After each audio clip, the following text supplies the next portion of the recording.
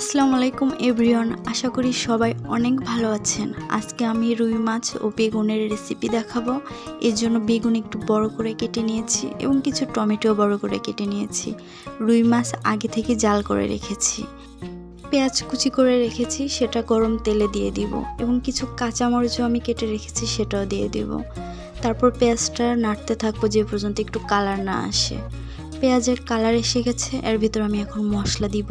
আদা ও রসুন বাটা একসাথে দিয়েছি, পরিমাণ মতো লবণ, মাছের মশলা গুঁড়ো, পরিমাণ মতো হলুদ গুঁড়ো, অল্প পরিমাণে পানি দিয়ে পেঁয়াজটাকে হালকা করে কষিয়ে নিব। এখন আমার কেটে রাখা বেগুন ও টমেটো পেঁয়াজে দিয়ে দিব। একটু নাড়াচাড়া করে আমি ঢেকে দিব যেন ভালোভাবে সেদ্ধ হয়ে যায়।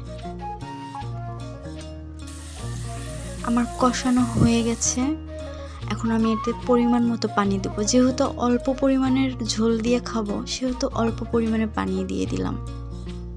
এখন জাল দিয়ে রাখা মাছগুলো দিয়ে দিচ্ছি, আবার একটু ঢেকেও দিচ্ছি, অল্প আঁচে যেন হয়। তৈরি হয়ে গেছে আমার বেগুন দিয়ে রুই মাছ রান্না। তো আপনাদের যদি ভালো লেগে থাকে অবশ্যই বাড়িতে ট্রাই করবেন এবং চ্যানেলটি সাবস্ক্রাইব করবেন।